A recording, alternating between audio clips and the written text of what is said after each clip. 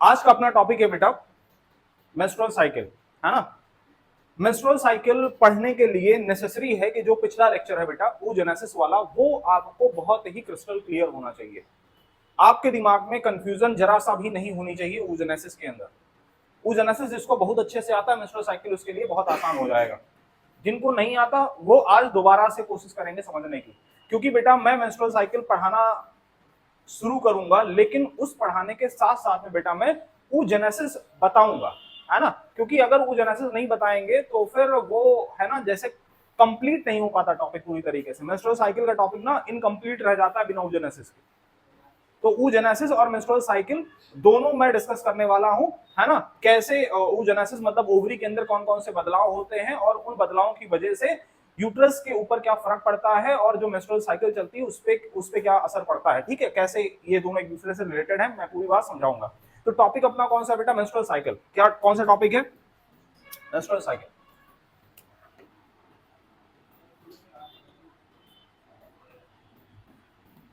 Menstrual cycle ध्यान दो बेटा।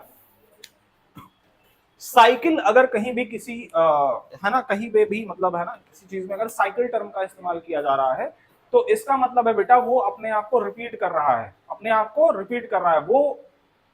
जैसे अगर मैं ये कह रहा हूं मेंस्ट्रुअल साइकिल, तो मैं ये कह रहा हूं बेटा कि ये जो मेंस्ट्रुअल ब्लीडिंग की मैं जो बात कर रहा हूं अपने आप को रिपीट करेगी एक प्रॉपर इंटरवल के अंदर, उसको हम साइकिल टर्म देते हैं। साइकिल का मतलब ही रिपीटिशन से है, जो एक डायरेक्शन के अंदर बेटा है ना अपने अपने जो जो पूरे इवेंट्स हैं उनको रिपीट करते चले, रिपीट करते चले। मेंस्ट्रुअल साइकिल के अंदर भी वैसा ही इवेंट होने वाला है, जितने भी इवेंट्स है सब अपने आप को रिपीटिशन में रखने वाले हैं और एक प्रॉपर टाइम ड्यूरेशन होगा। उस टाइम ड्यूरेशन के दौरान दोबारा से इवेंट होना शुरू हो जाएंगे। 28 से 29 दिन का समय होता है, या जो टाइम पीरियड होता है बेटा मेंस्ट्रुअल साइकिल का 28 से 29 दिन का होता है ना। इसमें ये अपने आप को जितने भी इवेंट्स है रिपीट होते हुए दिखाई पड़ते हैं। अभी देखना जरा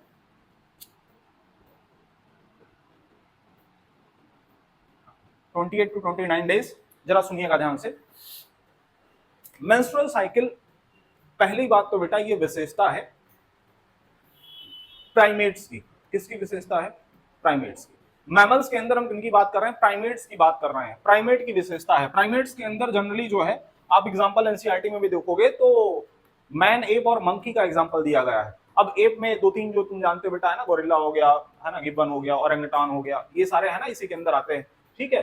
तो मेंस्ट्रुअल साइकिल किसके अंदर होने वाले इवेंट्स हैं, प्राइमेट्स के अंदर होने वाले इवेंट्स हैं। प्राइमेट्स में मेल में कि फीमेल में, फीमेल में। प्राइमेट्स की फीमेल के अंदर होने वाले इवेंट्स हैं, है ना। प्राइमेट के एग्जांपल में बेटा किसको किसको रख सकते हो, man, app, monkey. Man, app and monkey. Non primates के अंदर भी साइकिल चलती है, स्ट्रेस साइकिल बोलते हैं बेटा in non primates.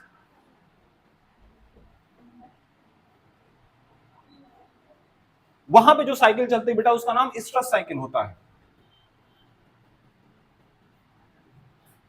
Stress cycle, है ना, स्ट्रेस साइकिल।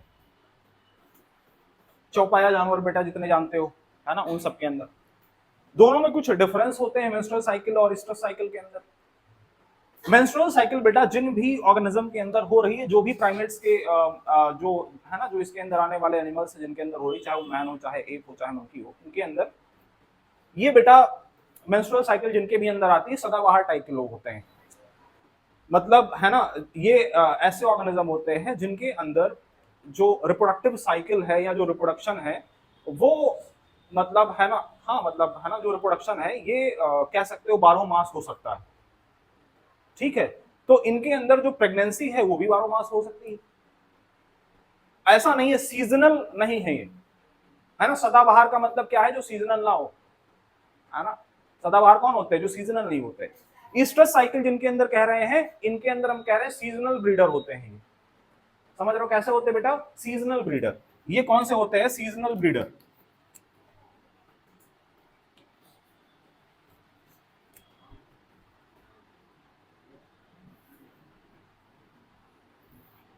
सीजनल ब्रीडर समझो जरा। सीजनल ब्रीडर का मतलब बेटा इनके लाइफ में, या अगर मैं साल भर का ड्यूरेशन लूं तो साल भर के ड्यूरेशन के अंदर बेटा कुछ निश्चित समय होता होगा जिस दौरान ये तैयार रहते होंगे, किस चीज के लिए, कॉपुलेशन के लिए, मेटिंग के लिए, समझ रहे हो, और जिस समय तैयार होंगे उसी दौरान प्रेगनेंसी हो सकती है। तो ईस्ट्रस साइकिल में पहली बात तो बेटा आपको यह समझना है कि यहां पे ना ब्लीडिंग फेज जैसा कुछ दिखाई नहीं पड़ता।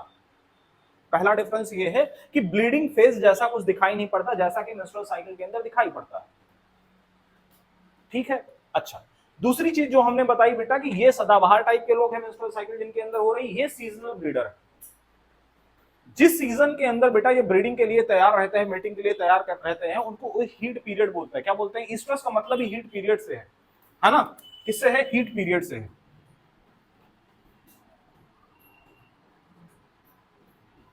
ना, हीट पीरियड से। ठीक, मेरी बात समझ रहे हो? तो दोनों बातें आप समझ गए। पहली बात तो बेटा हमने कहा साइकिल, साइकिल का मतलब जहां पे रिपीटेशन देखने को मिले, इवेंट्स का रिपीटेशन देखने को मिले एक निश्चित समय के अंदर। जैसे हम ये कह रहे हैं कि जो 28 से 29 दिन का जो समय है, इस दौरान जितने भी इवेंट्स हो रहे हैं मेंस्ट्रुअल साइकिल के अंदर, ये सारे अपने आप को रिपीट करते हुए दिखाई पड़ेंगे एक प्रॉपर सीक्वेंस में, ठीक है। किसका बेटा इवेंट है, किसके अंदर ये एक्सक्लूसिवली पाया जाता है? प्राइमेट्स के अंदर पाया जाता है। नॉन प्राइमेट के अंदर क्या होता है? ईस्ट्रस साइकिल होती है, इनको हम सीजनल ब्रीडर बोलते हैं। इनके अंदर ना ये जो प्रॉपर है ना हीट पीरियड टाइप जैसा कुछ पाया जाता है, उसी दौरान ये मीटिंग के लिए तैयार होते हैं और तभी प्रेगनेंसी हो सकती है। मेरी बात समझ रहे हो?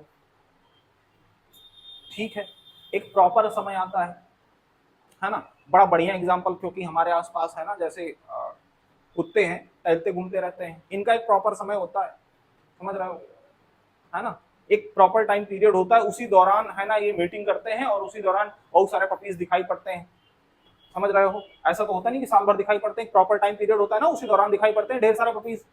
अरे बोलो, है ना, ठीक है। अच्छा, ये इतनी बात समझ गए आप। अब थोड़ा सा बेटा हम आपको इस इवेंट्स की तरफ लेकर, इन इवेंट्स की तरफ लेकर चलते हैं। क्या क्या होता होगा बेटा, और ये इवेंट कहां कहां चलता होगा। अभी तक बेटा जहां पे जैसे भी पढ़े होगे, है ना, उम्मीद करते हैं कि अच्छा ही पढ़े होगे, लेकिन फिर भी अगर बेटा कुछ इधर उधर तुमने पढ़ रखा होगा तो मैं जैसे पढ़ा रहा हूं उसको दिमाग में बिठाते चलना एकदम अच्छे से, ठीक है, एकदम अच्छे से बिठाते चलना।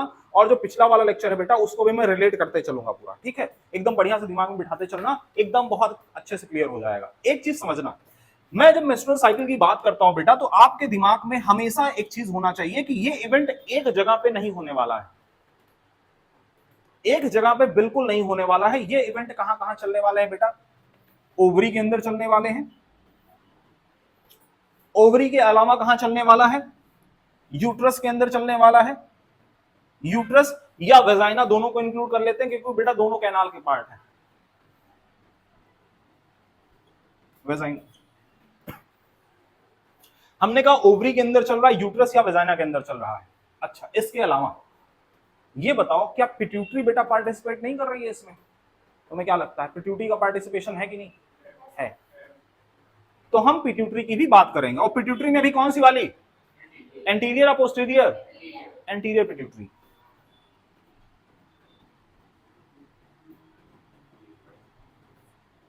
समझे बबुआ? तीनों जगह पे कुछ चेंजेस होंगे बेटा, तीनों जगह पे कुछ है ना बदलाव होंगे, और इन्हीं बदलाव को हम पढ़ते हैं कहां पे? मेंस्ट्रुअल साइकिल के अंदर। ऐसा नहीं होगा एंटीरियर पिट्यूटरी के अंदर कुछ स्ट्रक्चरल चेंज हो जाएगा, इनके अंदर कुछ चेंज नहीं होगा। मतलब ये, क्योंकि एंटीरियर पिट्यूटरी क्या करते हैं? हार्मोन रिलीज करते हैं ना, तो उन्हीं हार्मोन की हम बात यहाँ पे करने वाले हैं। उनका इफेक्ट कैसे बेटा मेंस्ट्रुअल साइकिल के फेजेस के ऊपर पड़ने वाला है, मैं उनको देखने वाला हूं। मेरी बात समझ रहे हो? अच्छा, पहले तुम बेटा ये समझ गए कि ये इवेंट कहां कहां? ओवरी के अंदर में देखने, यूट्रस के अंदर और एंटीरियर पिट्यूटरी में कैसे हार्मोन रिलीज हो रहे हैं ये देखना है। अच्छा, इसके अलावा जो ओवरी है और जो यूट्रस है, इनके अंदर कौन कौन से इवेंट होते हैं ड्यूरिंग मेंस्ट्रुअल साइकिल, और वो इवेंट एक दूसरे से कैसे अलग होते हैं, इन इवेंट्स के अंदर क्या क्या होता है, ये सारी बातें हम समझने वाले हैं। जैसे बेटा अगर हम है ना ओवेरियन इवेंट की बात करें, ओवरी की बात करें, और इधर हमने यूट्रस लिख दिया बेटा, एकदम सिंपल सी बात अभी मैं तुमको समझाने की कोशिश कर रहा हूं। एक तरीके से मैं ऐसा समझ लो कि मैं समराइज कर रहा हूं। समराइज का मतलब मैं एक ओवरव्यू दे रहा हूं, ऐसा समझ लेना। अभी मत ये समझना कि सर इतना बता के खत्म कर देंगे, नहीं, अभी एक समझना कि ओवरव्यू जैसा कुछ है, बस केवल सुनते चलो ध्यान से। बेटा ये बताओ, ओवरी जब हमने कल बनाई थी, ध्यान देना जरा इधर, कल तो पूरे बोर्ड पे था बेटा, छोटा सा डायग्राम बना रहे हैं, उतना बड़ा नहीं बनाएंगे।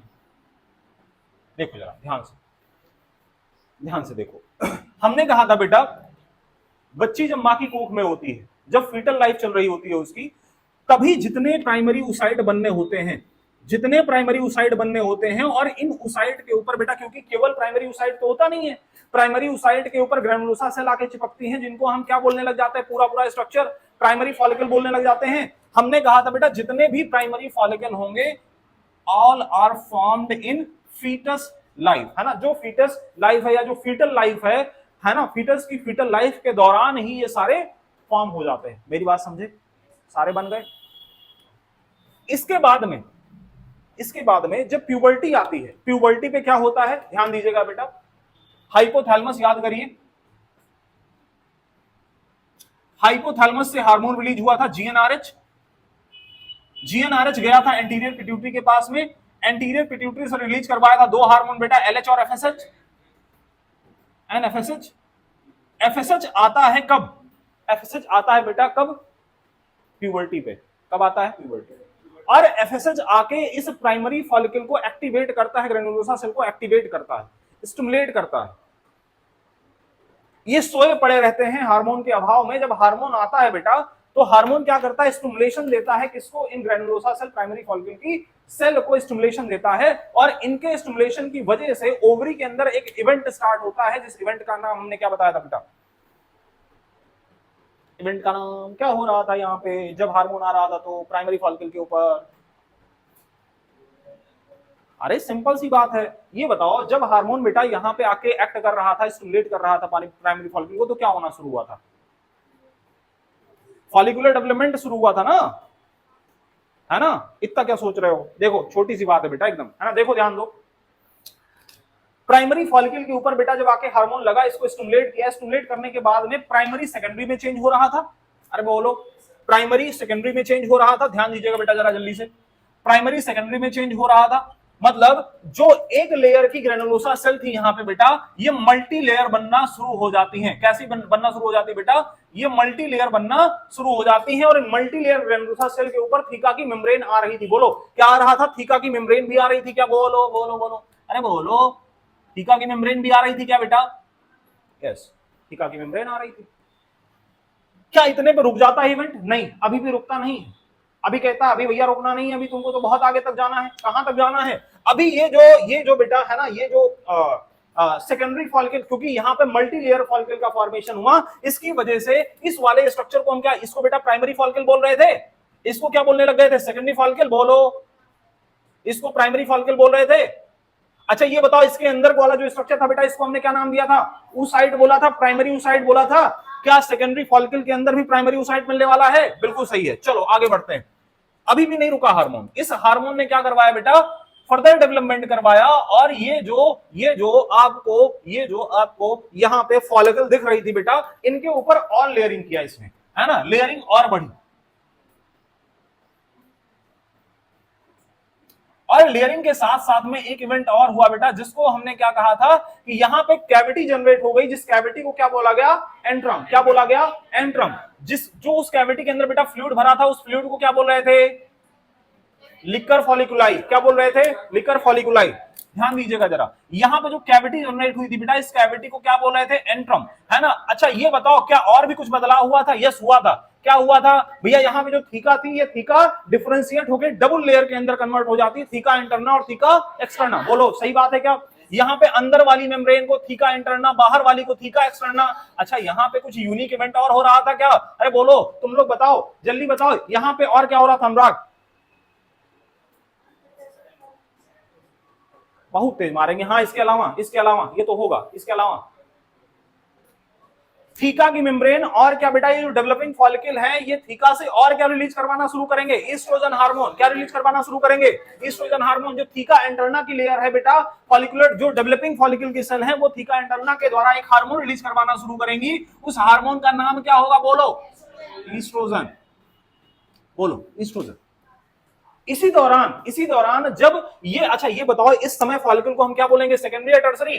टर्सरी बोलेंगे, टर्सरी फॉलिकल बोलेंगे, है ना। इस समय हम फॉलिकल को टर्सरी फॉलिकल बोलेंगे। और जब टर्सरी फॉलिकल का फॉर्मेशन हो जाता है, उसी दौरान जो मियोसिस फर्स्ट अरेस्ट फेज में होती है, प्रोफेज फर्स्ट की डिप्लोटीन स्टेज में, वो अपने को कंप्लीट करती है। मतलब मियोसिस फर्स्ट कंप्लीट होता है, और जैसे कंप्लीट होगा मियोसिस फर्स्ट बेटा, तुरंत ही जो नई सेल बनेगी उस सेल का नाम क्या होगा, सेकेंडरी oocyte। सेकेंडरी oocyte की प्लॉइडी क्या होगी, हाफ, अरे बोलो, हैप्लॉइड प्लॉइडी होगी ना, यस। चलो यहां पे जो बना बेटा, इसको सेकेंडरी oocyte बोल दिया गया। इसके पहले जितने भी oocyte थे सारे कौन से थे, प्राइमरी। इसके बाद वाला इवेंट बताओ जरा, इसके बाद वाला इवेंट बताओ। चलो इसके बाद वाला इवेंट बताओ। इसके बाद ये जो बेटा, ये जो टर्सरी फॉलिकल्स हैं, ये अपने आप को मैच्योर करने लग जाते हैं, ग्राफियन फॉलिकल का फॉर्मेशन करने लग जाता है। किसका फॉर्मेशन, ग्राफियन फॉलिकल। ध्यान दीजिएगा जरा, ध्यान दीजिएगा बेटा, ध्यान दीजिएगा। देखो क्या बोलने लग जा रहे थे, ग्राफियन फॉलिकल। अभी भी जो oocyte है अंदर वाला कौन सा है, सेकेंडरी oocyte। बोलो सेकेंडरी oocyte है। ध्यान दो बेटा, ध्यान दो जल्दी से, है ना। देखो फोकस करो इधर, देखो यहां पे मैं कह रहा हूं फर्दर फॉलिकुलर डेवलपमेंट हुआ। और ये जो फॉलिकल थे बेटा टर्सरी वाले, ये टर्सरी फॉलिकल अपने आप को किसमें कन्वर्ट करने लग गए, मैच्योर ग्राफियन फॉलिकल के अंदर कन्वर्ट करने लग गए। एक चीज और हुई बेटा, जो एंट्रम छोटी सी दिख रही थी टर्सरी फॉलिकल के अंदर, यहां पे एंट्रम की साइज बड़ी हो गई, कैविटी बड़ी हो गई। अगर कैविटी बड़ी होगी बेटा, फ्लूइड भी भरेगा इसके अंदर और ज्यादा। बोलो इस कैविटी को अभी भी हम क्या बोलते हैं, एंट्रम, और इसके अंदर भरा फ्लूइड क्या कहलाता है बेटा, इक्कर फॉलिकुलाई। चलो आगे देखते हैं, आगे। अच्छा एक चीज और होती है जो कल वाले लेक्चर में हमने नहीं बताई थी, होता जानते हो क्या है, यहां पे ये जो ग्राफियन फॉलिकल है बेटा, ये अपने आप को अटैच करने लग जाता है, एक स्टॉक बना के अपने आप को अटैच करवाने लग जाता है ओवरी की वाल से। स्टॉक का नाम कोई बता सके हमें तो बताए। अगर स्टॉक का नाम बता दो बेटा 2 रुपए वाली चॉकलेट मिलेगी तुरंत। नहीं चाहिए? अच्छा 5 रुपए वाली, अच्छा 10 वाली, अभी भी नहीं बताओगे? हाँ कोरोना रेडिटा, अरे प्लेसेंटा, वाह क्या बात है बेटा। अरे तुम लोग एकदम सत्यानाश कर देते हो बेटा एकदम से। चलो कोई बात नहीं, मैं बता रहा हूँ, याद रखना। वैसे बहुत जरूरी नहीं बेटा, ये सब एमबीबीएस करोगे पढ़ाया जाएगा, यहाँ पे बताने वाली चीज नहीं, फालतू चीज है। लेकिन ठीक है, जान लोगे तभी कोई बुराई नहीं है। मैं इसलिए नाम लिया, सही में मैं इसलिए नाम लिया बेटा, क्योंकि वो अटैचमेंट दिखाया गया है तुम्हारे बुक की अंदर बेटा, वो अटैचमेंट ओवरी की बाल के साथ में दिखाया गया है, लेकिन नाम नहीं लिखा है, अटैचमेंट है। कोई पागल टाइप का मास्टर मिल गया, पेपर बनाने वाला कहेगा चलो अटैचमेंट का नाम बताओ। अटैचमेंट का नाम है बेटा क्यूमुलस ओफोरस। क्या नाम है, क्यूमुलस ओफोरस। हाँ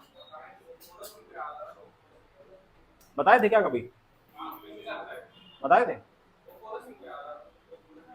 क्यूमुलस ओफोरस। देखो यहां पे बेटा सुनो ध्यान दो। यहां पे अरे सुन लो यार, सुन लो बेटा, दोबारा से पूरा समझने का मौका मिल रहा है, एकदम ध्यान दो, है ना, अच्छे से देखो। उतना डिटेल में तो नहीं कर पा रहे, लेकिन हाँ मतलब है ना, ठीक है। चलो देखो, ये जो oocyte है बेटा, सेकेंडरी oocyte है अंदर में, अभी भी सेकेंडरी oocyte है अंदर में। ये बताओ अभी भी थीका बेटा, डबल लेयर की थीका है, थीका इंटरना, थीका एक्सटर्ना। अभी भी यहां से एस्ट्रोजन का सिक्रेशन हो ही रहा होगा, बढ़िया अमाउंट में सिक्रेशन हो रहा होगा एस्ट्रोजन का। बोलो एस्ट्रोजन का सिक्रेशन हो रहा होगा, एफएसएच की एक्टिविटी अभी भी चल रही होगी, एफएसएच अपने पीक पे होगा। बोलो सही बात है। ये बताओ एंट्रम और बड़ी हो चुकी है, फ्लूइड और ज्यादा भर चुके हैं। और ये जो स्टॉक, जिस स्टॉक के द्वारा बेटा ये अटैच करता है अपने आप को ओवरी से, उस स्टॉक को हम क्या बोल रहे हैं, क्यूमुलस ओफोरस। इसको बेटा हमें और सटा के बनाना चाहिए था, ऐसा स्टॉक नहीं है ओवरी के अंदर, इसको हम और सटा के बनाते तो आराम से अटैचमेंट दिख जाता। लेकिन अगर मैं कह रहा हूं नाम, तो नाम आप याद रखना बेटा, हालांकि ये जगह है नहीं, तुम लोग ऐसे अगर चाहो तो लिख लो क्यूमुलस ओफोरस, मैं लिख दे रहा हूं, हालांकि ये जरूरी नहीं है।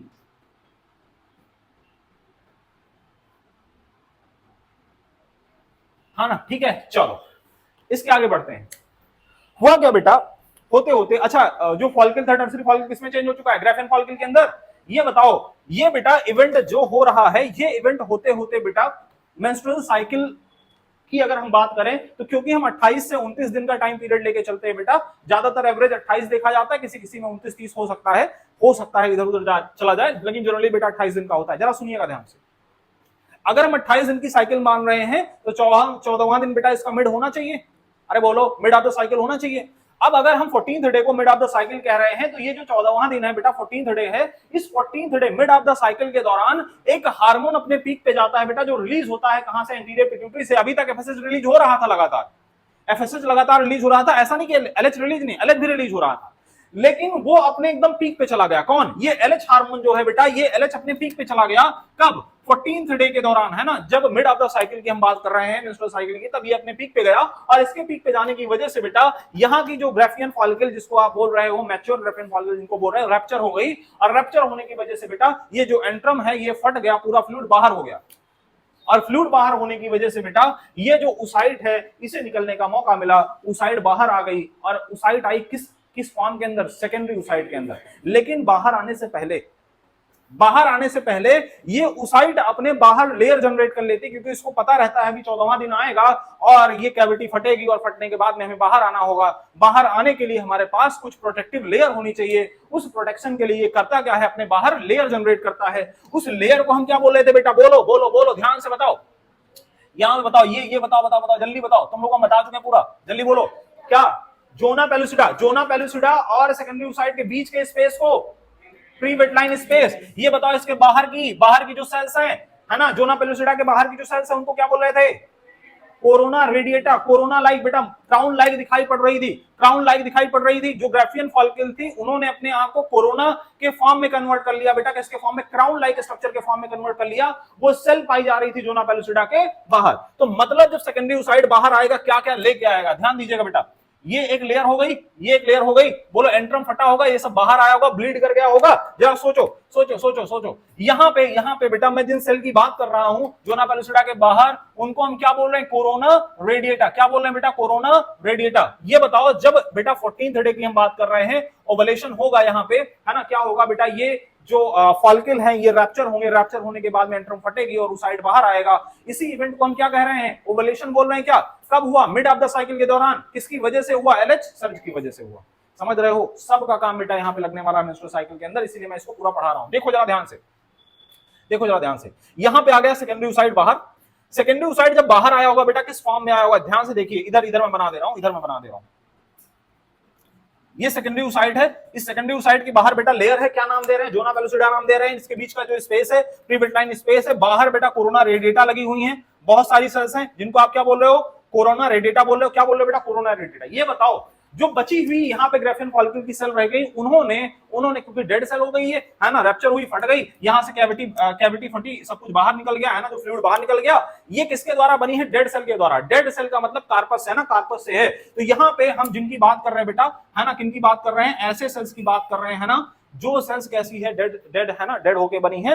और ल्यूटियल से मतलब कार्पस, ल्यूटियम हम बोल रहे हैं ना, ल्यूटियल हार्मोन की वजह से। कौन से हार्मोन? Luteal hormone. ल्यूटियल का मतलब एलएच, ल्यूटिनाइजिंग हार्मोन की वजह से यह सब कुछ हो रहा है।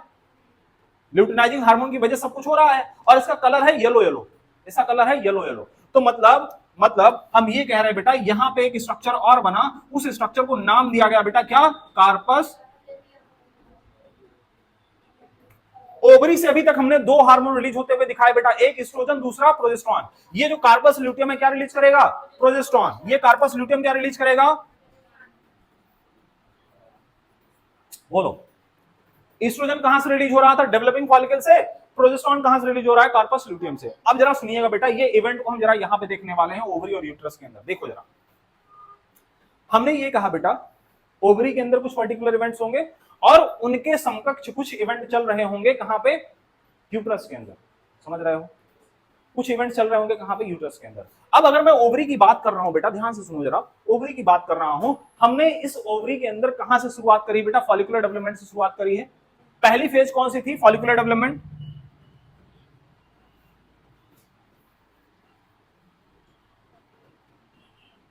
अच्छा, फॉलिकुलर डेवलपमेंट के बाद में ओवरी में क्या हुआ होगा बेटा? ओवुलेशन। अरे बोलो, ओवरी में क्या हुआ होगा? ओवुलेशन, है ना। यहां पे ओवुलेशन के बाद में क्या बना होगा? Corpus luteum. इसको ल्यूटियल फेज बोलते हैं। क्या बोलते हैं? Luteal phase. Ovulation luteal phase, ठीक है, बोलो सही बात है क्या? अच्छा, अब इसके समकक्ष इवेंट जो इधर चल रहे हैं यूट्रस के अंदर, इनको जरा हम देखते हैं। जिस समय बेटा यहाँ पे फॉलिकुलर डेवलपमेंट चल रहा होता है, जिस समय यहाँ पे फॉलिकुलर डेवलपमेंट चल रहा होता है, उस दौरान यूट्रस के अंदर दो इवेंट होते हैं। यूट्रस के अंदर कितने इवेंट होते हैं बेटा? दो इवेंट। कौन कौन से, जरा ध्यान दो। फॉलिकुलर डेवलपमेंट के शुरुआत में यहां पे यूट्रस के अंदर चल रहा होता है मेंस्ट्रुअल या ब्लीडिंग फेज। कौन सा फेज चल रहा होता है? ब्लीडिंग या मेंस्ट्रुअल फेज। शुरू में बेटा हम ये कह रहे हैं लगभग 3 to 5 डेज तक यहां पे चल रहा होता है ब्लीडिंग फेज। अभी हम रिलेट करवाएंगे कैसे ब्लीडिंग फेज चल रहा है। ब्लीडिंग फेज के बाद में क्या स्टार्ट होता है बेटा? यहां पे स्टार्ट होता है प्रोलिफेरेटिव फेज।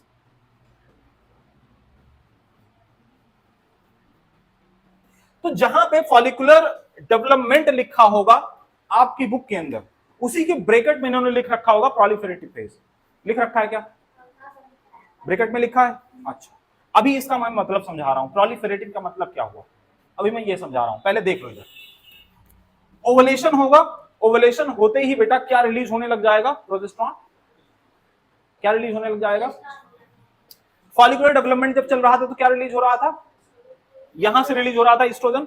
भाई डेवलपिंग फॉलिकल से एस्ट्रोजन रिलीज हो रहा था।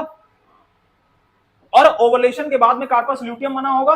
ल्यूटियल फेज जब हुआ होगा ओवुलेशन के बाद में बेटा, या जब हम ल्यूटियल फेज की बात कर रहे हैं तब रिलीज हुआ होगा प्रोजेस्टेरॉन। प्रोजेस्टेरॉन ओवुलेशन के जस्ट आफ्टर रिलीज होना शुरू होता है। अरे बोलो, प्रोजेस्टेरॉन। हाँ, अभी रुके रहो, तुम्हारे सवाल का जवाब मिल जाएगा पहले ही, तुमसे बिना पूछे मिल जाएगा। पूछोगे नहीं बेटा, जवाब मिल जाएगा। नहीं जवाब मिलेगा पूछ लेना आखिरी में, ठीक है? अभी कंप्लीट करने दो मुझे। देखो, ल्यूटियल फेज कार्पस ल्यूटियम के द्वारा हुआ। कार्पस ल्यूटियम के फॉर्मेशन को भी हम, है ना, को ही हम ल्यूटियल फेज बोलते हैं बेटा। और इस दौरान क्या रिलीज हो रहा है? प्रोजेस्टेरॉन। प्रोजेस्टेरॉन की वजह से, इसके रिलीज होने की वजह से, ये जो ओवरी में रिलीज होता है बेटा, इसका फंक्शन होता है यूट्रस के अंदर। इसकी वजह से चल रहा होता है यूट्रस में सिक्रीशन फेज। क्या चल रहा होता है बेटा? Secretary phase. क्या चल रहा होता है? Secretary phase. मेरी बात समझे? तीन इवेंट हमने बेटा यूट्रस के अंदर बताया, ब्लीडिंग, प्रोलिफेरेटिव और सिक्रेटरी फेज। तीन इवेंट हमने बताए ओवरी के अंदर, follicular development, ovulation and luteal phase. बोलो, बताया हमने? समझे? कुछ नहीं समझे होगे। अगर समझे तो अच्छी बात है, बहुत अच्छी बात है, समझ गए, क्योंकि अभी हमने कुछ समझाया ही नहीं। अब समझाने हम जा रहे हैं, ठीक है? अब हम समझाने जा रहे हैं। अब हम बेटा एक डायग्राम बनाते हैं यूट्रस का, और ये पूरा इवेंट इधर रिलेट करके बताते हैं। पहले इसको लिख लो या फोटो खींच लो इसका, मुझे, है ना? देखो डायग्राम बनाते हैं बेटा यूट्रस वाला। देखो,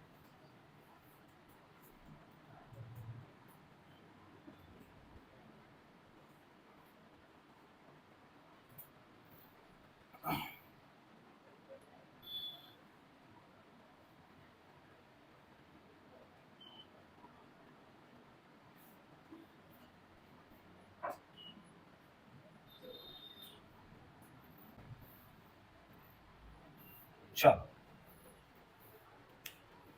यहां पे तीन लेयर हमने दिखाई दी बेटा। सबसे बाहर वाली पेरीमेट्रियम, ये वाली मायोमेट्रियम, अंदर वाली बेटा एंडोमेट्रियम। बोलो, याद है? चलो, अब इसी एंडोमेट्रियम के ऊपर हमें फोकस करना है, ध्यान दीजिएगा जरा।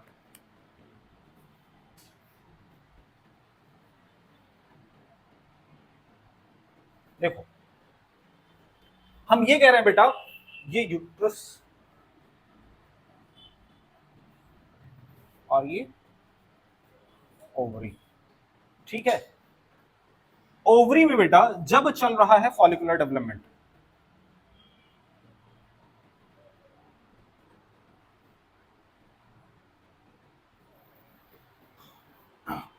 आप अपनी बुक देखोगे बेटा, डायग्राम देखोगे बुक का, तो ये दिखाई पड़ेगा ओवरी के अंदर ऐसे शुरू से इवेंट्स दिखाते हुए चल रहा है, ये है ना? फॉलिकुलर डेवलपमेंट से ओवरी के अंदर स्टार्ट किया गया है। ये डायग्राम देखिएगा जरा बेटा, ये वाला, अरे ये वाला, ये डायग्राम देखो, ये वाला, है ना? ये ओवेरियन इवेंट्स के बारे में बात हो रही है यहां पे। एकदम शुरू से देखना बेटा, फॉलिकुलर डेवलपमेंट स्टार्ट हुआ है, और इसके जस्ट नीचे जब आप देखोगे बेटा यूट्राइन इवेंट के अंदर, तो आपको ब्लीडिंग फेज दिखाई पड़ रहा है। बोलो, दिखाई पड़ रहा है? सुनो जरा बेटा, ये बताओ ये फॉलिकुलर डेवलपमेंट कब शुरू होता है? जब एक फॉलिकल जो मैच्योर होके रैप्चर होके सेकेंडरी oocyte को बाहर निकाल दिया होगा, उसके बाद ही तो सेकेंड फॉलिकुलर डेवलपमेंट स्टार्ट होगा। एक फॉलिकल को डेवलप करवा के, मैच्योर करवा के, उससे सेकेंडरी oocyte को रिलीज कर दिया जाएगा, उसके बाद ही तो फॉलिकुलर डेवलपमेंट स्टार्ट होगा। मेरी बात ध्यान से सुनना, ध्यान से अगर सुनोगे बेटा तो आप रिलेट कर पाओगे टॉपिक को, समझ रहे हो। हमने कहा, फिर से सुन लो एक बार, हमने कहा बेटा जब एक प्राइमरी फॉलिकल उसको एफएसएच के द्वारा स्टिमुलेट किया गया होगा, स्टिमुलेशन के बाद में फॉलिकुलर डेवलपमेंट हुआ होगा, फॉलिकुलर डेवलपमेंट के बाद में जो फॉलिकल होंगे, ग्राफियन फॉलिकल बेटा मैच्योर हुए होंगे, रैप्चर किए होंगे, रैप्चर करने के बाद में सेकेंडरी oocyte बाहर आया होगा, ओवुलेशन हुआ होगा, उसके बाद ही तो, उसके बाद क्या आएगा, मेरी बात सुनो बेटा, मेरी बात सुनो, उसके बाद ही तो, ओवुलेशन के बाद ही तो, है ना, ओवुलेशन हो गया, उसके बाद में ल्यूटियल फेज आई होगी, कार्पस ल्यूटियम बना होगा, उसके बाद ही तो दूसरा फॉलिकल डेवलप होना शुरू होगा। मेरी बात समझ रहे हो। एक फॉलिकल मैच्योर होके सेकेंडरी oocyte रिलीज करने के बाद में कार्पस ल्यूटियम बनाने के बाद ही तो दूसरा फॉलिकुलर डेवलपमेंट स्टार्ट करेगा, उसके पहले स्टार्ट करेगा क्या? एक्चुअली में कार्पस ल्यूटियम भी जब डिसइंटीग्रेट कर जाएगा तब शुरू होगा, समझे। कार्पस ल्यूटियम डिजेनरेट कर जाएगा, कार्पस ल्यूटियम डिजेनरेट कर जाएगा तो क्या होगा, प्रोजेस्टेरॉन रिलीज होना कम हो जाएगा, है ना। कार्पस एब्लिकेंस नाम का स्ट्रक्चर बनाता है कार्पस ल्यूटियम डिसइंटीग्रेट करके, डिसॉल्व करके, समझ रहे हो। वो भी धीरे धीरे धीरे धीरे खत्म होता है, और जब खत्म होता है तो कार्पस एब्लिकेंस नाम का स्ट्रक्चर बनाता है। अच्छा एक चीज समझो, मेंस्ट्रुअल साइकिल आने की कंडीशन क्या है बेटा? कंडीशन ये है, मेंस्ट्रुअल साइकिल तभी आएगी जब जेस्टेशन नहीं हो रहा होगा, जब प्रेगनेंसी नहीं हुई होगी। मेरी बात समझ रहे हो। अगर प्रेगनेंसी सर्वाइव कर गई तो मेंस्ट्रुअल साइकिल बंद हो जाती है। मेरी बात समझ रहे हो।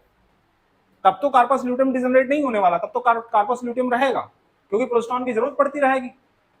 लेकिन अगर प्रेगनेंसी सर्वाइव नहीं हुई, फर्टिलाइजेशन नहीं हुआ, और फर्टिलाइजेशन नहीं हुआ, प्रेगनेंसी सर्वाइव नहीं हुई, है ना, जो सेकेंडरी oocyte गया था बेटा, उसकी जरूरत, उसको फर्टिलाइज नहीं किया गया, तो वो ब्लीड कर गया, और अगर ब्लीड करेगा तो फिर फॉलिकुलर डेवलपमेंट की जरूरत पड़ेगी कि नहीं पड़ेगी? ध्यान से सुनना, मैं क्या समझाना चाह रहा हूं ये सब बता के सुनना जरा। हमने कहा था फॉलिकुलर डेवलपमेंट हो रहा है, और उसी के साथ में यूट्रस के अंदर उसी के जस्ट नीचे ब्लीडिंग इवेंट लिख रखा है। ब्लीडिंग मतलब क्या हो रहा होगा? ध्यान से सुनिएगा बेटा, ध्यान से सुनिएगा। ओवरी के अंदर फॉलिकुलर डेवलपमेंट हुआ, ओवुलेशन हो गया 14th डे पे, इसके बाद में कार्पस ल्यूटियम बना होगा। कार्पस ल्यूटियम डिजेनरेट कर जाता है जब पता चलता है उसको कि सेकेंडरी oocyte को फर्टिलाइज नहीं किया गया, फर्टिलाइजेशन नहीं हुआ, स्पर्म नहीं मिला, तब डिसइंटीग्रेट कर जाएगा। अगर डिसइंटीग्रेट जरूरत नहीं है ना, तब इसकी क्यों जरूरत नहीं है? क्योंकि इसके द्वारा जो निकलने वाला हार्मोन है प्रोजेस्टेरॉन बेटा, ये कुछ करवा रहा होगा यहाँ पे। क्या करवा रहा होगा? ये करवा रहा होगा सिक्रीशन। कहां पे? एंडोमेट्रियम लाइनिंग के अंदर सिक्रीशन करवा रहा होगा ये। ठीक है, समझ रहे हो। जरूरत नहीं है सिक्रीशन की। क्यों जरूरत नहीं है? क्योंकि इम्प्लांटेशन होना नहीं है। क्यों इम्प्लांटेशन नहीं होना? क्योंकि फर्टिलाइजेशन नहीं हुआ। ठीक है, समझे? नहीं समझे? हाँ देखो, अब मैं ये कह रहा हूं बेटा, फॉलिकुलर डेवलपमेंट, इसके साथ में ब्लीडिंग इवेंट दिखाने का मतलब क्या हुआ? दिखाने का मतलब ये हुआ कि जो सेकेंडरी oocyte इम्प्लांटेशन के लिए गया था ना, बाहर निकला था ओवरी से, और सेकेंडरी oocyte को ये लग रहा था कि अभी स्पर्म मिलेगा, फर्टिलाइज होंगे, और फर्टिलाइजेशन के बाद में ब्लास्टोसिस्ट का फॉर्मेशन होगा और उसको इम्प्लांट कर दिया जाएगा। वो सेकेंडरी oocyte के साथ ये सब कुछ नहीं हुआ। वो गया फैलोपियन ट्यूब में, और फैलोपियन ट्यूब से होता हुआ यूट्रस में कुछ टाइम के लिए रहा, और उसके बाद में बाहर निकल गया। समझ रहे हो।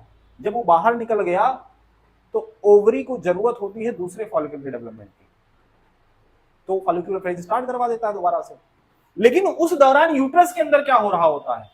जब फॉलिकुलर डेवलपमेंट चल रहा होता है, इधर दोबारा से फॉलिकल का डेवलपमेंट जब शुरू होता है, जब पता चल जाता है ओवरी को कि भैया फर्टिलाइजेशन नहीं हुआ तो हमें दोबारा से बनाना होगा फॉलिकल, उस दौरान ब्लीडिंग फेज नहीं चल रहा होगा यूट्रस के अंदर। ध्यान समझना, अगर नहीं समझ में आ रहा तो रुके रहो, थोड़ा आराम से रुके रहो, अभी समझ में आएगा।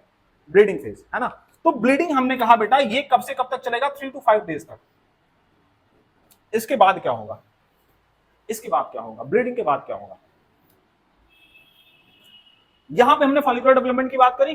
अरे बोलो, फॉलिकुलर डेवलपमेंट के अंदर बेटा आपने कहा कि यहां पे एक हार्मोन रिलीज होता है, जिस हार्मोन का नाम है, जो डेवलपिंग फॉलिकल से रिलीज होते हैं, जिसका नाम क्या है? एस्ट्रोजन। क्या नाम है बेटा? जब एस्ट्रोजन यहां से रिलीज हो रहा होता है तो एस्ट्रोजन काम क्या करता है भैया, ओवरी से रिलीज तो हो रहा है, लेकिन यहां पे काम तो बताया नहीं हमने एस्ट्रोजन का काम क्या है। काम अब पता चलेगा, काम क्या है इसका बेटा, ये एस्ट्रोजन आता है भागता हुआ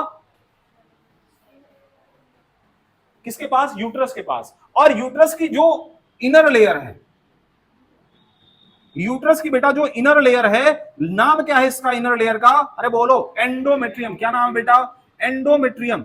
यहां पे फैटी टिश्यूज का डिपोजिशन करवाता है, न्यूट्रिटिव टिश्यूज, न्यूट्रिटिव सेल्स का फॉर्मेशन करवाता है, एंडोमेट्रियम की वाल को थिकेंड करने का काम करता है। क्या करता है बेटा, एंडोमेट्रियम की वाल को, एंडोमेट्रियम की लाइनिंग को थिकेंड करने का काम करता है। क्या काम करता है, एंडोमेट्रियम की लाइनिंग को थिकेंड करने का काम करता है। मेरी बात समझे।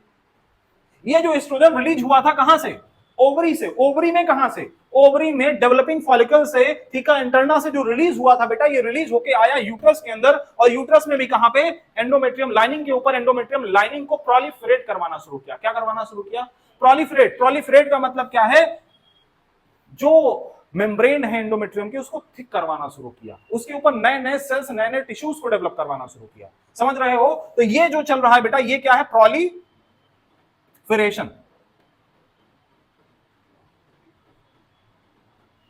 Proliferative phase. क्या बेटा, प्रोलिफरेटिव फेज कहां पे चल रही है, यूट्रस के अंदर चल रही है। प्रोलिफरेटिव फेज चल रही यूट्रस के अंदर, किसकी वजह से चल रही है, डेवलपमेंट ऑफ फॉलिकल, जो नए नए फॉलिकल का डेवलपमेंट हो रहा है उसकी वजह से चल रही है। मेरी बात समझे, बोलो। अच्छा ये बताओ बेटा, एंडोमेट्रियम लाइनिंग दोबारा से डेवलप कब करेगी, जब ब्लीडिंग हुई होगी ना, ब्लीडिंग होने के बाद में तो दोबारा जरूरत पड़ेगी इसकी। तो मतलब जब मैं कह रहा हूं एस्ट्रोजन हार्मोन की जरूरत पड़ रही है इसको प्रोलिफरेट करवाने के लिए, इसके जस्ट पहले ये ब्लीड आउट हुई है। मेरी बात समझे। इसीलिए ये दोनों इवेंट एक साथ हम बता रहे हैं। हम कह रहे हैं ब्लीडिंग हो रही, ब्लीडिंग के जस्ट आफ्टर क्या हो रहा है, प्रोलिफरेशन हो रहा है, और इसी दौरान ओवरी के अंदर क्या चल रहा है, फॉलिकुलर डेवलपमेंट चल रहा है। अभी समझे, पक्का सभी को समझ में आया। मेरी बात ध्यान से सुनना बेटा, ध्यान से सुनो, फिर से सुन लो। हमने कहा ओवरी के अंदर सबसे पहला इवेंट फॉलिकुलर डेवलपमेंट का हम बता रहे हैं। फॉलिकल डेवलप दोबारा तभी करेंगे बेटा जब एक मैच्योर होके सेकेंडरी साइड को रिलीज करके ओवुलेशन करवा के बेटा कार्पस ल्यूटियम जब उसका डिजनरेट कर जाएगा तब बनना शुरू हो जाएंगे, बनना शुरू हो जाएंगे। उस दौरान क्या हो रहा होगा यूट्रस के अंदर, तो यूट्रस के अंदर हमने कहा बेटा दो फेज चल रहे होते हैं, एक ब्लीडिंग दूसरा प्रोलिफरेटिव। इसका मतलब क्या हुआ, इसका मतलब ये हुआ कि जब ब्लीडिंग हो गई, ब्लीडिंग का मतलब जो ओसाइट आया था बेटा वो फर्टिलाइज नहीं हुआ तो वो बाहर चला गया, उसके साथ में जो एंडोमेट्रियम की लाइनिंग बनाई गई होगी पहले, इसके जस्ट पहले वाले इवेंट के अंदर जो पहली वाली मेंस्ट्रुअल साइकिल चली होगी उसमें जो बनाया गया होगा एंडोमेट्रियम लाइनिंग, उस लाइनिंग को डिसइंटीग्रेट होना होगा अगर सेकेंडरी ओसाइट फर्टिलाइज नहीं होगा। अगर स्पर्म उसको नहीं मिला होगा वो बाहर निकलेगा, और जब वो बाहर निकलेगा तो एंडोमेट्रियम लाइनिंग की भी जरूरत नहीं होगी, ये भी सेट ऑफ हो जाएगी, ये भी ब्लीड आउट कर जाएगी। मेरी बात समझे। तो जिस समय फॉलिकुलर डेवलपमेंट उसी दौरान यूट्रस के अंदर ब्लीडिंग और प्रोलिफरेटिव फेज। प्रोलिफरेशन का मतलब क्या हुआ, development of new tissues, development of membrane, thickening of membrane of endometrium lining. जो एंडोमेट्रियम लाइनिंग की मेम्ब्रेन है उसको थिकेंड किया जा रहा है, उसको मोटा किया जा रहा है। क्यों किया जा रहा है बेटा, क्योंकि यूट्रस को तैयार किया जा रहा है इम्प्लांटेशन के लिए, पार्चुरेशन के लिए यूट्रस को तैयार किया जाता है ना भाई। मेंस्ट्रुअल साइकिल का आना इस बात का इंडिकेटर है कि फर्टिलाइजेशन नहीं हुआ, स्पर्म नहीं पहुंचा, इम्प्लांटेशन नहीं हुआ। लेकिन क्यों ये इवेंट हो रहा है फीमेल की बॉडी में बेटा, यूट्रस के अंदर ये इवेंट क्यों चल रहा होता है, इसलिए चल रहा होता है, इसलिए ये सब सारे इवेंट चल रहे होते हैं कि एक दिन स्पर्म आएगा, जब आए तो हम अपने आप को प्रिपेयर करके रखें। यूट्रस ये चाहता है कि जब भी स्पर्म आए, फर्टिलाइजेशन हो तो हमारे अंदर पूरा प्रिपरेशन हुआ रहे। ऐसा ना हो कि स्पर्म आया, पता चला भैया एंडोमेट्रियम लाइनिंग बनी नहीं, थोड़ा रुक जाओ यार, अभी थोड़ा वेट कर लो, अभी एंडोमेट्रियम लाइनिंग बना लेंगे तब आके इम्प्लांट कर लेना। वेट एंड वॉच वाली सिचुएशन तो रहती नहीं, रुक जाओ थोड़ा वेट कर लो, अभी बना लेंगे तब आना तुम चिपकना, ऐसा तो होता नहीं, होता है नहीं होता है ना। इसलिए यूट्रस पहले से अपने आप को तैयार रखता है। ठीक, जो देखो इधर, इतनी बात समझ गए। अच्छा, अभी तक हमने बताया यूट्रस के अंदर बेटा ब्लीडिंग, और ब्लीडिंग के बाद में प्रोलिफरेटिव। जिस समय फॉलिकुलर डेवलपमेंट चल रहा होता है कहां पे, ओवरी के अंदर, उस समय दोनों चीजें चल रही होती। अच्छा, इसके बाद में ओवरी के अंदर क्या हुआ बेटा, है ना, ये मिड ऑफ द साइकिल की बात कर रहे हैं, 14th डे की बात कर रहे हैं, ओवुलेशन हो गया। क्या हो गया, सेकेंडरी oocyte रिलीज कर गया। सेकेंडरी oocyte रिलीज होने के बाद में क्या होगा, कार्पस ल्यूटियम का फॉर्मेशन होगा, LH सर्ज वाली सिचुएशन होगी ना। LH सर्ज के बाद में क्या होगा बेटा, कार्पस ल्यूटियम का फॉर्मेशन होगा, और कार्पस ल्यूटियम वाले इवेंट को हम क्या बोलते हैं, ल्यूटियल फेज बोलते हैं। क्या बोलते हैं, ल्यूटियल फेज। ल्यूटियल फेज के दौरान, क्योंकि कार्पस ल्यूटियम के बनने को ही हम ल्यूटियल फेज बोल रहे हैं, और जब कार्पस ल्यूटियम बनी होगी तो इसने एक हार्मोन सिक्रेट किया होगा, नाम है बेटा क्या, प्रोजेस्टेरॉन। प्रोजेस्टेरॉन क्या नाम होगा, प्रोजेस्टेरॉन, प्रोजेस्टेरॉन नाम होगा। अब ये प्रोजेस्टेरॉन का काम आने वाला है बेटा, रिलीज हो गया तो काम तो आएगा, समझ रहे हो, काम तो आएगा। अब जरा सुनो, ब्लीडिंग हमने कहा प्रोलिफरेटिव फेज। अब हम बताने जा रहे हैं बेटा थर्ड इवेंट की तरफ, फर्स्ट, सेकंड और थर्ड। यूट्रस के अंदर थर्ड इवेंट हमने सिक्रीशन बताया था, सिक्रेटरी फेज, बोला था हमने, बोलो थर्ड इवेंट कौन सा बेटा, सिक्रेटरी फेज। ये जो एंडोमेट्रियम की लाइनिंग बेटा थिक करी गई थी, इसको बनाया गया था, इसको मोटा किया गया था, यहां पे न्यूट्रिटिव टिश्यूज डाले गए थे, उस एंडोमेट्रियम लाइनिंग के ऊपर वैस्कुलर कनेक्शन बनाने का काम करता है प्रोजेस्टेरॉन। यहां पे ढेर सारी ब्लड सप्लाई करता है, ढेर सारे ब्लड वेसल्स के द्वारा। मतलब क्या करवाता है, सिक्रीशन करवाता है। क्या करवाता है बेटा, सिक्रीशन। प्रोजेस्टेरॉन क्या करवा रहा है, सिक्रेटरी फेज चलवा रहा है। मतलब ये जो प्रोजेस्टेरॉन है ना, ये जो प्रोजेस्टेरॉन है, ये जो बनी बनाई एंडोमेट्रियम लाइनिंग थी, किसके द्वारा बनाई गई थी बेटा, एस्ट्रोजन के द्वारा बनाई गई थी। उसको क्या करता है, मेंटेन करने का काम करता है, ब्लड सप्लाई करके।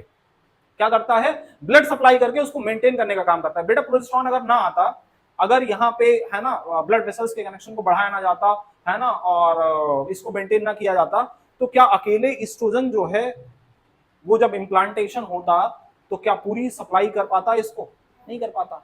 इसीलिए प्रोजेस्टेरॉन की जरूरत पड़ती है। प्रोजेस्टेरॉन ये जो बनाई गई थी एंडोमेट्रियम लाइनिंग, उसको मेंटेन कर रहा है, उसको सिक्रेटरी एंडोमेट्रियम के अंदर कन्वर्ट कर रहा है।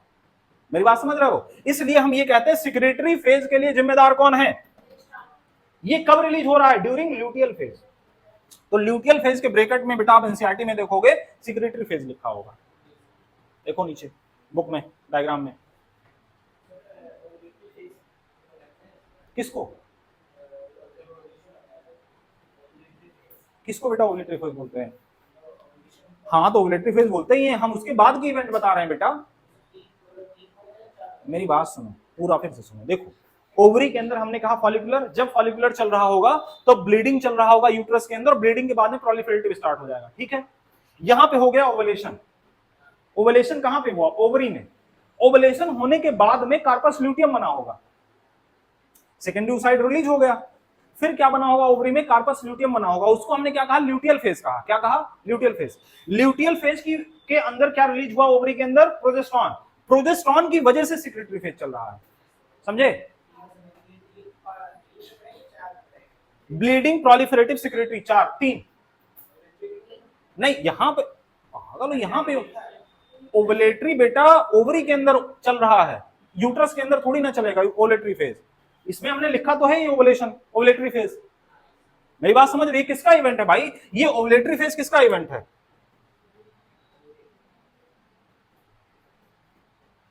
ओवरी का इवेंट है। ये 14th डे पे हो रहा है, समझ रहे हो। इसके बाद में ल्यूटियल फेज चलेगा। जब ल्यूटियल फेज चलेगा तो प्रोजेस्टेरॉन सिक्रेट होगा, प्रोजेस्टेरॉन निकलेगा, और प्रोजेस्टेरॉन की वजह से सिक्रेटरी फेज चलेगा यूट्रस के अंदर। दोनों को साथ साथ में समझोगे बेटा, तभी कंप्लीट मेंस्ट्रुअल साइकिल समझ में आएगी। अब सुनो ध्यान से, देखो ध्यान सुनो, पूरी बात बेटा हमें बोलना है एक बार, है ना। पूरा जितना भी मेंस्ट्रुअल साइकिल के अंदर हमने बताया पूरा हमें बोलना है, ध्यान से सुनते रहना। जहां जहां पे जिसका कंफ्यूजन है एक बार सुन लो पूरा, फिर एनसीईआरटी रीडिंग करवाएंगे, ठीक है। चलो देखो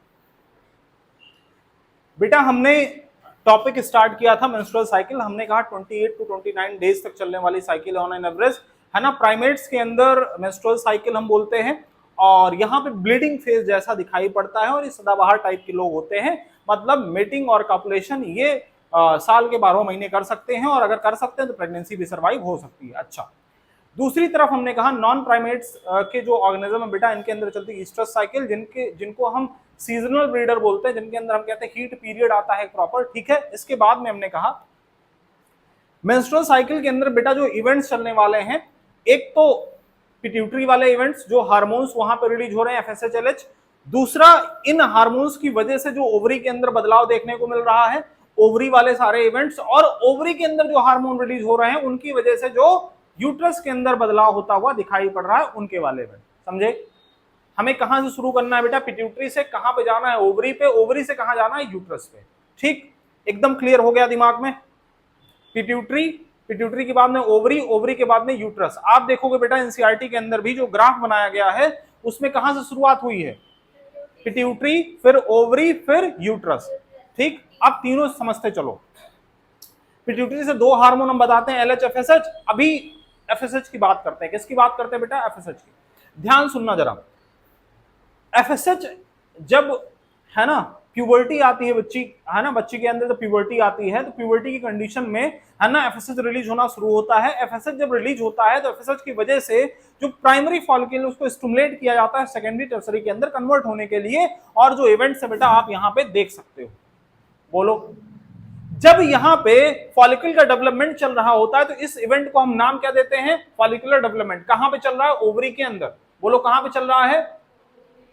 डेवलपिंग फॉलिकल की वजह से एक हार्मोन रिलीज होता है जिसका नाम है ईस्ट्रोजन। उस समय यूट्रस के अंदर क्या हो रहा होता है हमें यह देखना है। हम ये मान के चलते हैं बेटा, क्योंकि एक साइकिल पहले चल चुकी है और एंडोमेट्रियम की लाइनिंग सेट ऑफ हो चुकी है, इसलिए ब्लीडिंग फेज हो रहा है, मतलब, है ना, सेट ऑफ हो रहा है। जो बना है वो सेट ऑफ हो रहा है। जो बना होगा, खत्म होगा, तभी तो नया इवेंट शुरू होगा, तभी तो नई चीजें बनेंगी। जो खत्म हुई होंगी बेटा, जब जब जो बनी होंगी खत्म होंगी, तभी तो नया बनाओगे आप। अरे बोलो, इसीलिए हम कहते हैं कि जब क्लास में बैठो थोड़ी देर के लिए टॉपिक को भूल जाया करो, हम जो बताया करें केवल वही ध्यान रखा करो। ठीक है? जब भूले रहोगे तभी समझ में आएगा नया, है ना। जो सादे पेज पे लिखना बड़ा आसान होता है ना, साफ साफ दिखता है। बहुत सारा गोदागाई रहेगा तो दिखेगा नहीं, फिर हाथ फाच हो जाएगा, खिचड़ी बन जाएगा, कुछ नहीं समझ में आएगा क्या लिखा है ना। देखो जरा, देखो, मैं ये कह रहा हूं बेटा कि जो ओवरी के अंदर, है ना, फॉलिकुलर फेज चल रहा था, उस फॉलिकुलर के फेज के दौरान एक हार्मोन रिलीज हो रहा था जिसका नाम था ईस्ट्रोजन। और यहाँ पे यूट्रस में अगर हम सेम टाइम पे उसी समय अगर हम समकक्ष इवेंट की बात करें जो यहाँ पे चल रहा होगा यूट्रस के अंदर, तो यूट्रस के अंदर दो इवेंट चल रहे होंगे, एक तो ब्लीडिंग, दूसरा प्रोलिफरेशन। क्या चल रहा होगा बेटा? प्रोलिफरेशन। अब जरा सुनना, हम जो फॉलिकुलर डेवलपमेंट फेज है बेटा ओवरी के अंदर कितने दिन की हम बात करते हैं? लगभग 13 डेज। बोलो, हम ऑन एन एवरेज 28 दिन की साइकिल मान रहे हैं, तो 13 दिन हम ये कह रहे हैं फॉलिकुलर फेज चल रहा होता है। 13 दिन। कितना बेटा? 13 दिन फॉलिकुलर फेज चल रहा होता है। अगर हम ये बात करें यूट्रस के अंदर, तो यूट्रस में पहले फर्स्ट से लेके बेटा 5 डेज तक मेंस्ट्रुएशन जो होता है, जो ब्लीडिंग होता है बेटा, ब्लीडिंग लगभग मान के चलिए एवरेज 3 से 4 दिन का होता है, किसी किसी में 5 दिन तक हो सकता है। समझ रहे हो? बहुत रेयर 6 दिन तक जाता है, नहीं तो नहीं जाता।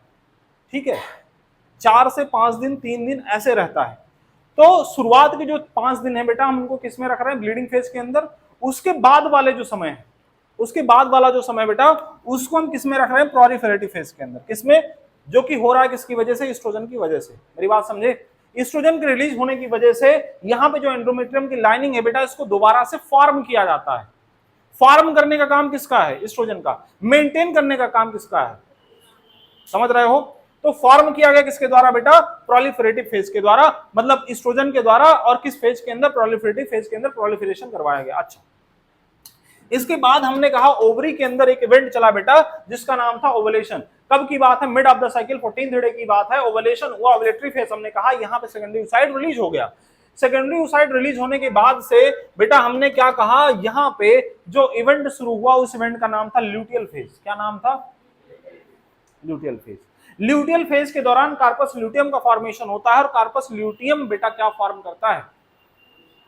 प्रोजेस्टेरॉन। क्या रिलीज करता है? प्रोजेस्टेरॉन। और प्रोजेस्टेरॉन की वजह से सिक्रेटरी फेज चलता है कहां पे?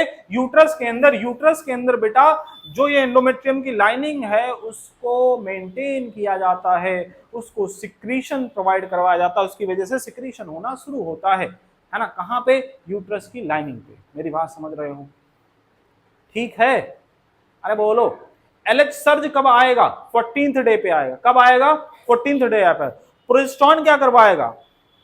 मेंटेन करवाएगा, मेंटेन करवाएगा, सिक्रीशन करवाएगा। कहां पे? एंडोमेट्रियम पे, एंडोमेट्रियम का सिक्रीशन करवाएगा, एंडोमेट्रियम पे सिक्रीशन करवाएगा। ईस्ट्रोजन क्या करवाएगा? फॉर्मेशन करवाएगा, थिक करेगा मेम्ब्रेन को। मेरी बात समझ रहे हो? ठीक है, अरे बोलो। और एक बार ये सब कुछ हुआ, ध्यान देना जरा, सिक्रीशन फेज हुआ और एंडोमेट्रियम लाइनिंग बन गई। अब यूट्रस को इंतजार था किसका? यूट्रस को इंतजार था कि जो सेकेंडरी ओसाइड बाहर आया है बेटा, ये बाहर आएगा। उस दौरान ये दोनों इवेंट जरा साथ साथ देखना। यहां बेटा ये ओवुलेशन हुआ, ओवुलेशन के बाद में यहां सेक्रेटरी फेज हुआ होगा, यहां पे क्या होगा? ल्यूटियल फेज हुआ होगा, यहां पे सेक्रेटरी फेज। सेक्रेटरी फेज के दौरान यहां पे एंडोमेट्रियम की लाइनिंग को मेंटेन करने का काम किया जा रहा होगा प्रोजेस्टेरॉन के द्वारा। अब क्या हुआ? क्यों मेंटेन किया जा रहा था? इसको उम्मीद थी कि एक दिन जो है वो साइड फर्टिलाइज होगा, वो ब्लास्टोसिस्ट फॉर्म करके मेरे पास आएगा, यहां पे इम्प्लांट होगा। इस पर आया ही नहीं, इस पर आया ही नहीं, घूमने टहलने चला गया कहीं, नहीं आया। अब जब नहीं आया तो क्या एंडोमेट्रियम लाइनिंग की जरूरत होगी? क्या जरूरत होगी? नहीं होगी। तो कार्पस ल्यूटियम जो यहां पे है बेटा, ये जो कार्पस ल्यूटियम की हम बात कर रहे थे, कार्पस ल्यूटियम की जो बात कर रहे थे, ये कार्पस ल्यूटियम डीजनरेट कर जाती है किसके अंदर? कार्पस एब्लिकेंस के अंदर।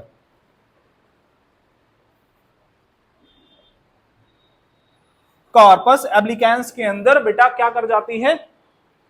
कन्वर्ट हो जाती है।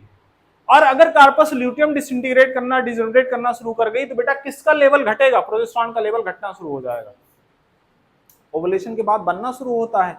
जब बनना शुरू होगा तो क्या स्टार्ट हो जाएगा? यहाँ पे सेक्रेटरी फेज स्टार्ट हो जाएगा। और इसके डिसइंटीग्रेट होने के बाद लगभग एक हफ्ते तक सेक्रेटरी फेज चलता रहता है, क्योंकि प्रोजेस्टेरॉन बेटा जो वहां से बन गया था वो रिलीज होता रहता, थोड़ा थोड़ा रिलीज होता रहता। लगभग मान के चलिए जो सेक्रेटरी फेज है बेटा, लगभग मान के चलिए 14 दिन के बाद से आप देख लीजिए, 14 दिन के प्रोलिफरेटिव फेज है ना, 14 डे तक चला, उसके बाद में सेक्रेटरी फेज चला होगा, है ना। तो लगभग आप ये ले लीजिए बेटा 21 14 7 21 है ना, 21 दिन तक लगभग इसकी वजह से चला होगा। कार्पस ल्यूटियम रहा होगा, तब रिलीज हो रहा होगा।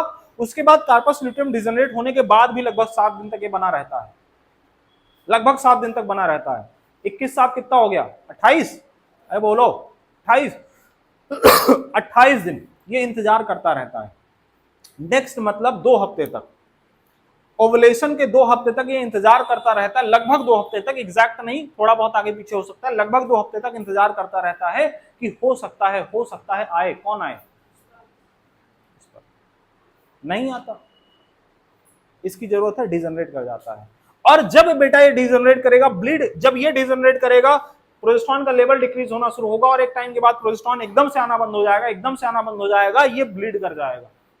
क्योंकि ढेर सारा ब्लड कनेक्शन बेटा किसने किया था? प्रोजेस्टेरॉन की वजह से सिक्रेशन हुआ था ना इसमें। अब वो जितना भी सिक्रेशन रहा होगा सारा का सारा ब्लीड कर जाएगा with secondary oocyte, secondary oocyte के साथ ब्लीड हो जाएगा। अब जब ब्लीड होगा तो मतलब ये सेक्रेटरी फेज के बाद ही तो ब्लीड हो रहा है, सेक्रेटरी फेज के तुरंत बाद क्या आ जाएगी? कब तक चला? लगभग 27-28 दिन तक। उसके बाद क्या हो गया? Bleeding phase. और जब ब्लीडिंग फेज हुआ, नई साइकिल की शुरुआत हो गई। और जब इधर ब्लीडिंग हुआ, इधर कार्पस ल्यूटियम डिजनरेट हो गया था, तभी तो हुआ है ये। कार्पस ल्यूटियम डिजनरेट हो गया मतलब साइकिल कंप्लीट हो गई। साइकिल कंप्लीट होने के बाद में नेक्स्ट साइकिल शुरू होगी यहां पे, जिसको हम बोलेंगे फॉलिकुलर डेवलपमेंट। एफएसएच आएगा, दोबारा से स्टिमुलेट करेगा इसको। अब मेरी बात समझे, ये साइकिल ऐसे अपने आप को रिपीटिशन के अंदर करती रहेगी। मेरी बात समझ रहे हो?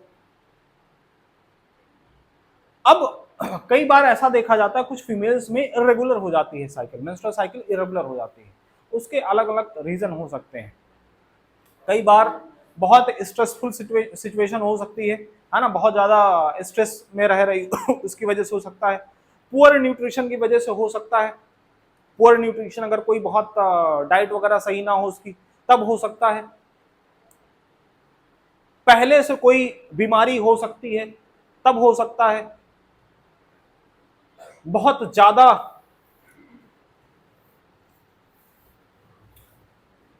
है ना ड्रग्स का सेवन करने लग जाए कोई, या फिर स्मोकिंग वगैरह करने लग जाए कोई, बहुत ज्यादा फीमेल, समझ रहे हो, एल्कोहलिक हो जाए, बहुत ज्यादा एल्कोहल वगैरह का सेवन करने लग जाए, तब भी ये बेटा इसमें डिस्टर्बेंस देखने को मिल सकता है। ठीक है, समझ रहे हो, तब भी देखने को मिल सकता है। या फिर अगर प्रेगनेंसी हो गई तब हो जाएगा, तब डिस्टर्ब नहीं होगा बेटा, रुक जाएगा, स्टॉप कर जाएगा, जब तक कि प्रेगनेंसी रहेगी तब तक। मेरी बात समझ रहे हो? स्टॉप कर जाएगा। ठीक, इतनी बात समझे? अरे बोलो। अब ये कहो, अगर तुम लोग चाहो तो ये एनसीईआरटी वाला डायग्राम भी बना के दिखा दें, या फिर कहो तो पहले रीडिंग करवा दें, उसके बाद में जरूरत समझ पड़ेगी तो बताना, उसको भी बना के दिखा देंगे। बोलो, पहले रीडिंग करवा दें। The reproductive cycle in female primates, monkey, apes and human being is called menstrual cycle. The first menstruation begin at puberty and is called menarche, है ना बेटा। जब शुरुआत होती है, इसकी बात हम शुरू में कर लिए थे, इसलिए हम यहाँ पे दोबारा से नहीं बोले। पहली बार जब मेंस्ट्रुअल साइकिल शुरू होगी, फर्स्ट मेंस्ट्रुअल साइकिल क्या बोलेंगे बेटा? मीनार्क, और जब एंड होगी तो menopause. In human female, menstruation is repeated at an average interval of 28 to 29 days, and the cycle of event is starting from one menstruation till the next one is called menstrual cycle. समझ रहे हो, है ना? इसके बाद में one ovum is released ovulation during the middle of each menstrual cycle. एक ovum या एक सेकेंडरी oocyte ही रिलीज होता है ना, प्रत्येक साइकिल में। और कब रिलीज होता है? मिड ऑफ द साइकिल के दौरान, है ना।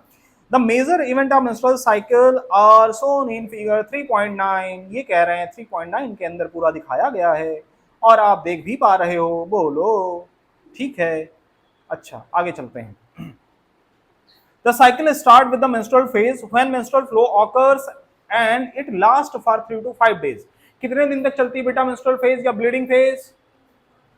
3 से 5 दिन तक, है ना। 3 भी हो सकती, 5 भी हो सकती है। The menstrual flow result due to breakdown of endometrial lining. क्यों स्टार्ट होता है? क्योंकि ब्रेकडाउन हो जाती है किसकी लाइनिंग? एंडोमेट्रियल की लाइनिंग। क्यों ब्रेकडाउन होती है? तुम लोग बताओ रीजन। अरे बोलो, क्यों ब्रेकडाउन होती है? चलो, the menstrual flow result due to breakdown of endometrial lining of the uterus and its blood vessels which form liquid that comes out through the vagina, है ना। हम क्यों कह रहे हैं बेटा एंडोमेट्रियम लाइनिंग सेट ऑफ हो रही? क्योंकि कार्पस ल्यूटेम डिजनरेट कर गया, क्योंकि प्रोजेस्टेरॉन रिलीज होना बंद हो गया, क्योंकि प्रोजेस्टेरॉन ही मेंटेन कर रहा था किसको? एंडोमेट्रियम की लाइनिंग को। अगर प्रोजेस्टेरॉन रिलीज नहीं होगा तो फिर एंडोमेट्रियम की लाइनिंग सेट ऑफ हो जाएगी। समझ रहे हो? ठीक है, चलो आगे देखते हैं। हाँ, menstrual flow result due to breakdown of endometrium lining of the uterus and its blood vessels which form liquid that comes out through vagina. Menstruation only occurs if the released ovum is not fertilized, है ना। fertilize नहीं हुआ, है ना। अच्छा, आगे चलते हैं बेटा, देखते हैं। lack of the menstruation may be indicative of pregnancy. अगर menstruation नहीं आ रहा है तो हो सकता है pregnancy survive कर गई हो, या फिर, है ना। however it may also be caused due to some other underlying causes like stress, poor health, etc. Stress की वजह से हो सकता है, पुअर हेल्थ की वजह से हो सकता है। The menstrual phase is followed by the follicular phase. Menstrual phase के बाद में क्या होगा बेटा?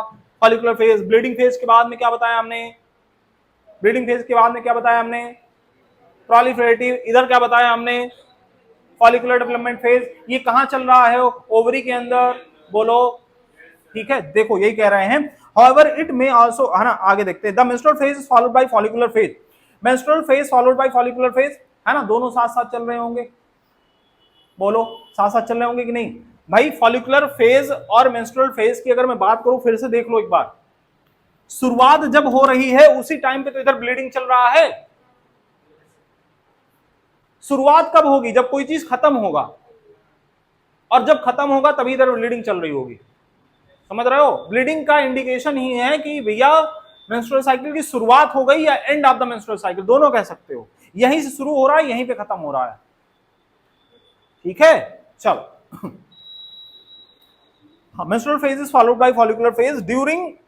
During this phase the primary follicle in the ovary grow to become a fully mature Graafian follicle and simultaneously, है ना। जिस दौरान बेटा फॉलिकुलर फेज चल रहा होगा उस समय क्या हो रहा होगा? प्राइमरी फॉलिकल सेकेंडरी टर्सरी में tertiary Graafian mature Graafian follicle के अंदर कन्वर्ट हो रहा होगा, और simultaneously endometrium of the uterus regenerate through proliferation. इसी दौरान क्या कर रहा होगा? साइमल्टेनियसली, साथ ही साथ क्या हो रहा होगा? प्रोलिफरेटिव फेज चल रही होगी, जो एंडोमेट्रियम की लाइनिंग है बन रही होगी। कहां पे बेटा? यूट्रस के अंदर। चलो, किसकी वजह से? ईस्ट्रोजन हार्मोन की वजह से। कहां रिलीज हुआ? डेवलपिंग फॉलिकल के थ्रू। चलो, ठीक है, चलो आगे चलते हैं, है ना। regenerates through proliferation. These changes in the ovary and the uterus are induced by the change in the level of pituitary and ovarian hormone. किसकी वजह से हो रहा है? पिट्यूटरी और ओवेरियन हार्मोन में चेंजेस, इनके लेवल में चेंजेस की वजह से हो रहा है क्या? बोलो भाई। फॉलिकुलर फेज स्टार्ट क्यों हुआ था? क्योंकि एफएसएच आया था। यूट्रस के अंदर प्रोलिफरेटिव स्टार्ट क्यों हुआ? क्योंकि एस्ट्रोजन आया। एंटीरियर पिट्यूटरी से ओवरी, ओवरी से यूट्रस, एंटीरियर पिट्यूटरी से ओवरी, ओवरी से यूट्रस, ऐसे ही चलना है, ठीक है ना? Secretion. The secretion of the gonadotrophins LH and FSH increases gradually during the follicular phase. Follicular phase के दौरान बेटा धीरे धीरे अपने लेवल को इंक्रीज कर रहे होते हैं। Stimulate follicular development as well as secretion of oestrogen by the growing follicle. Growing follicle के द्वारा किसका रिलीज करवाने के लिए स्टिमुलेट करते हैं? एस्ट्रोजन को रिलीज करवाने के लिए। Both LH and FSH attain a peak level in the middle of the cycle about 14th day. Rapid secretion of LH leading to maximum level during the mid cycle called LH surge. अपने एकदम maximum peak पे चला गया कौन? LH hormone, ठीक है। चलो कब? मिड ऑफ द साइकिल, है ना? चलो आगे, है ना? LH surge induces rupture of Graafian follicle and thereby the release of ovum, ovulation. जब एलएच सर्ज हुआ बेटा, एलएच सर्ज की वजह से क्या हुआ? ग्राफियन फॉलिकल रैप्चर कर गया। रैप्चर होने की वजह से क्या हुआ? ओवुलेशन हो गया, ओसाइट बाहर आ गया, ठीक है। चलो आगे, है ना? हाँ, the ovulation, ovulatory phase is followed by the luteal phase. Ovulatory phase followed by the luteal phase. इसके जस्ट बाद में कौन आ रहा है? ल्यूटियल फेज, है ना? ल्यूटियल फेज, चलो ल्यूटियल फेज, है ना? चलो ये कह रहे हैं कि the ovulatory phase is followed by luteal phase during which the remaining part of the Graafian follicle transform into the corpus luteum. Corpus luteum के अंदर ट्रांसफॉर्म हो गया। अभी डायग्राम भी दिखा देंगे पूरा, रुक जाओ, है ना? डायग्राम भी दिखा देंगे। हाँ चलो देखो, हाँ, remaining part of Graafian transform into corpus luteum. The corpus luteum secrete large amount of progesterone. Corpus luteum क्या सीक्रेट करेगा? ढेर सारे अमाउंट में प्रोजेस्टेरोन, है ना? which is essential for the maintenance of endometrium. Such an endometrium is necessary for implantation. endometrium की जरूरत क्या है? implantation के लिए, है ना? implantation for the fertilized ovum and other event of the pregnancy. During pregnancy all event of the menstrual cycle stop and there is no menstruation. अगर pregnancy हो गई तो सारे event stop कर जाएंगे, समझ रहे हो, है ना? कोई किसी भी तरीके का menstruation नहीं होगा। In the absence of fertilization, the carpus luteum degenerate. अगर fertilization नहीं हुआ तो carpus luteum degenerate करेगी, carpus luteum degenerate. This causes disintegration of endometrium leading to menstruation. है ना? क्या करेगा बेटा? है ना? disintegration of endometrium और leading to menstruation, bleeding हो जाएगी, marking a new cycle, है ना? न्यू साइकिल यहीं से स्टार्ट हो जाएगी। In the human beings menstrual cycle ceases around 50 years, है ना? 50 years के आसपास menopause हो जाता है, cease हो जाती है menstrual cycle. That is termed as menopause. Cyclic menstruation is an indicator of normal reproductive phase and extended between menarche and menopause. समझ रहे हो? इतना समझे। अब बेटा डायग्राम के ऊपर आ जाओ, डायग्राम के ऊपर आ जाइए आप। हो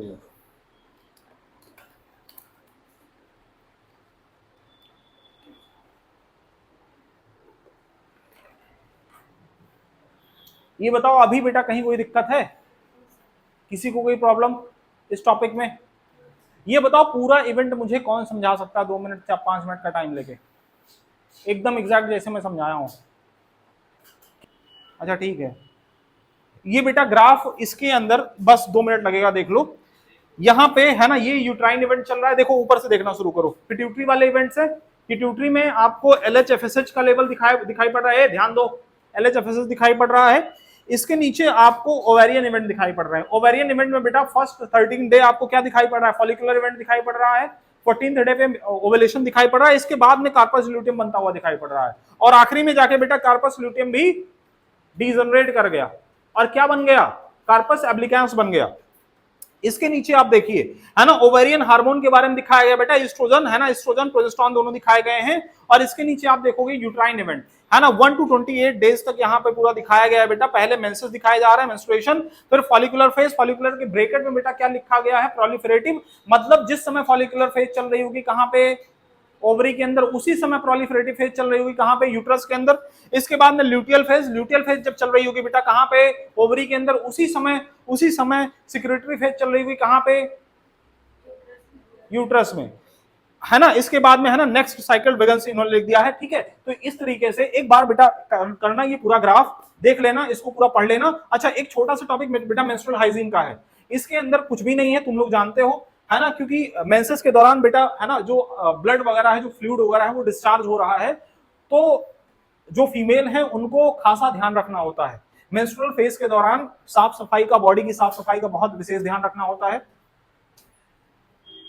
पैड्स का इस्तेमाल करना होता है, कपड़ों का इस्तेमाल नहीं करना होता है। और पैड्स बेटा एक बार केवल इस्तेमाल करने होते हैं, रीयूज नहीं करने होते, ठीक है। और उसको खुली जगह में नहीं फेंकना होता है, डस्टबिन के अंदर डालना होता है ना। मतलब आपकी भी साफ सफाई और एनवायरमेंट की भी साफ सफाई बनी रहे, इससे बेटा मतलब है ना, आप अगर हाइजीनिक रहोगे और आप आसपास में सफाई रखोगे तो ना आप बीमार पड़ोगे, ना आपके आसपास रहने वाले लोग बीमार पड़ेंगे। और जब भी बेटा है ना, जब भी है ना पैड्स वगैरह निकाला जाए, जब भी फेंका जाए, उसको अपना हाथ वॉश करिए। ये सब लिखा गया है इसके अंदर, फालतू की चीजें तुम लोग जानते हो, लेकिन फिर भी मुझे बोलना था, मैंने बोल दिया, ठीक है। तो थैंक यू वेरी मच बेटा आज के लेक्चर के लिए, है ना। कल मिलते हैं हम लोग।